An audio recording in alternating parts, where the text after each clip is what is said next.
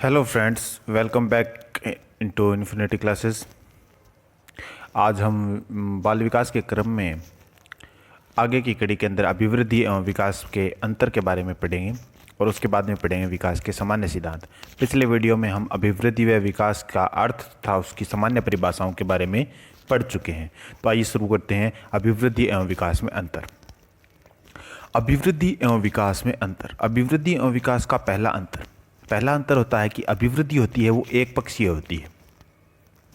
एक पक्षीय से तात्पर्य है इसमें सिर्फ एक पक्ष यानी कि शारीरिक पक्ष के अंदर होने वाली वृद्धि के बारे में अध्ययन किया जाता है। जैसे कि बालक की लंबाई में क्या वृद्धि हो रही है, बालक के भार में क्या वृद्धि हो रही है। तो इस प्रकार का अध्ययन इसके अंदर अभिवृद्धि के अंदर किया जाता है। वहीं अगर हम बात करें अपने विकास के बारे में, तो विकास के बारे में बात करेंगे। विकास होता है बहुपक्षीय यानी कि इसके अनेक पक्ष होते हैं। अनेक पक्ष जिसमें से कुछ पक्ष जैसे शारीरिक पक्ष, मानसिक, संवेगात्मक। शारीरिक यानी शरीर से संबंधित, मानसिक यानी कि मस्तिष्क मानस से संबंधित, संवेगात्मक यानी कि संवेग इमोशन से संबंधित, भावनाओं से संबंधित, सांस्कृतिक भी कह सकते हैं, अन्य संबंध भी आते हैं इसके अंदर। सांस्कृतिक विकास भी कह सकते हैं, सामाजिक विकास भी कह सकते हैं। तो सभी प्रकार के विकासों का संबंध विकास के अंदर अंतर्गत आता है, जबकि अभिवृद्धि के अंदर सिर्फ शारीरिक पक्ष का अध्ययन किया जाता है। इसी प्रकार इसी अवधारणा को देखिए। अभिवृद्धि की अवधारणा एक संकुचित अवधारणा है। संकुचित अवधारणा से अर्थ हम क्या लगाते हैं? संकुचित अवधारणा का अर्थ होता है कि एक संकीर्ण अवधारणा एक छोटी अवधारणा है, यानी कि एक कम दायरे, एक लिमिटेड क्षेत्र को ये अपने अंदर समाहित करती है। अभिवृद्धि यानी कि किशोरावस्था तक जो शारीरिक परिपक्वता आती है वो अभिवृद्धि के अंदर आती है। उसके बाद में आगे हम इसके अंदर कुछ बात नहीं कर सकते, यानी कि इस एक पक्ष की ही बात कर सकते हैं। इसलिए ये संकुचित अवधारणा है, एक संकीर्ण कॉन्सेप्ट है। वहीं विकास एक व्यापक अवधारणा है, यानी कि एक इन जनरल एक व्यापक अवधारणा, एक बहुत बड़ा एक कॉन्सेप्ट है जिसके अंदर शरीर से संबंधित विकास भी, बुद्धि से संबंधित विकास भी, संवेगों से संबंधित विकास भी, समाज से संबंधित विकास भी, सभी प्रकार के विकास इसके अंदर सम्मिलित होते हैं। इसलिए विकास एक व्यापक अवधारणा है, एक बड़ी अवधारणा है। इसके बाद में नेक्स्ट जो तीसरा अंतर हम पढ़ते हैं इनके अंदर, वो आता है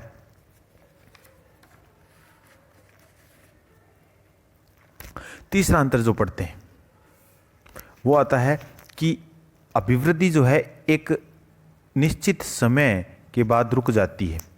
यानी कि जो अभिवृद्धि क्योंकि शारीरिक पक्ष से संबंधित होती है और शरीर से संबंधित विकास एक निश्चित समय यानी कि किशोरावस्था तक इसमें क्या आ जाती है, परिपक्वता आ जाती है और वहाँ जाकर ये रुक जाते हैं। जबकि विकास यानी शरीर से संबंधित विकास जो है वो अपना किशोरावस्था तक हो गया, लेकिन उसके बाद में अन्य विकास जो है जैसे सामाजिक विकास है, मानसिक विकास है, संवेगात्मक विकास है, वो तो चलते रहते हैं। अन्य विकास जो हैं, इस प्रकार विकास की अवधारणा के अंदर विकास जो है वो जीवन पर्यंत चलता रहता है, अंतिम पड़ाव तक, यानी कि जब तक मनुष्य की मृत्यु होती है, यानी जीवन पर्यंत तक चलता रहता है विकास।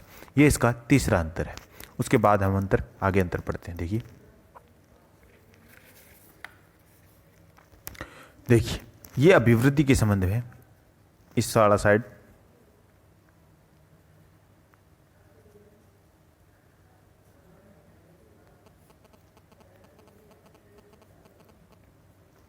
और ये विकास से संबंधित बात है।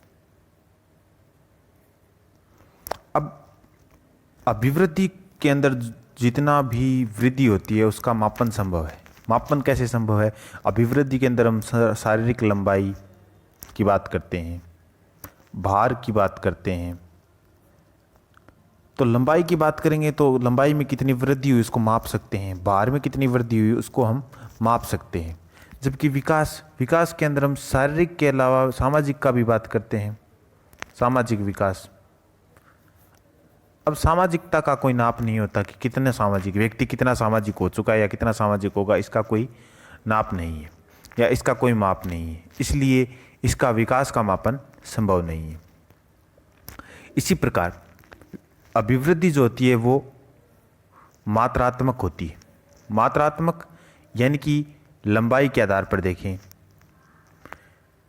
कि भाई पहले इसकी लंबाई जो थी वो 1 फीट थी, तो बाद में इसकी लंबाई बढ़कर 3 फीट हो गई, तो ये लंबाई मात्रात्मक परिवर्तन है, यानी 2 फीट लंबाई बढ़ गई। ये मात्रात्मक परिवर्तन है, मात्रात्मक यानी माप सकते हैं। इसी प्रकार भार का कहें कि पहले भार 1 किलो था, बाद में भार इसका 5 किलो हो गया, तो 4 केजी की वृद्धि हो गई, 4 किलो का वृद्धि हो गई, तो ये मात्रात्मक गुण है। जबकि विकास के अंदर शारीरिक पक्ष होता है सम्मिलित, इसलिए वो मात्रात्मक तो होता ही है, और उसके अंदर अन्य भी विकास होते हैं, इसलिए वो गुणात्मक यानी कि क्वालिटी, गुणात्मक यानी क्वालिटी वाइज, यानी कि व्यक्ति कितना सामाजिक हो गया या व्यक्ति के गुण कितने संवेगात्मक गुण उसमें विकसित हो गए, ये इसके अंदर हम देखते हैं। तो इस प्रकार अभिवृद्धि जो होती है वो मात्रात्मक होती है, और विकास जो होता है वो मात्रात्मक एवं गुणात्मक दोनों होता है। इसी प्रकार जब हम बात करते हैं अभिवृद्धि की दिशा के बारे में, तो अभिवृद्धि की कोई निश्चित दिशा नहीं होती, दिशा निश्चित नहीं होती, ये चारों तरफ होती है और अपने हिसाब से होती है चारों तरफ, इसके कोई दिशा निश्चित नहीं होती कि हम इसे स्पेशल दिशा कहें। लेकिन विकास की एक निश्चित दिशा होती है, विकास की निश्चित दिशा होती है मस्तकोद्मुखी, या जिसे कहते हैं सिफेलोकोडल, सिफेलोकोडल, सिफेलोकोडल यानी कि सिर से पैर की ओर, यानी कि भ्रूण में भी जब विकास प्रारंभ होता है तो वो मस्तिष्क के विकास से प्रारंभ होकर पैरों की तरफ विकास उसका बढ़ता है, धीरे धीरे उसका पैरों की तरफ विकास उसका बढ़ता है। तो ये बात थी विकास से संबंधित।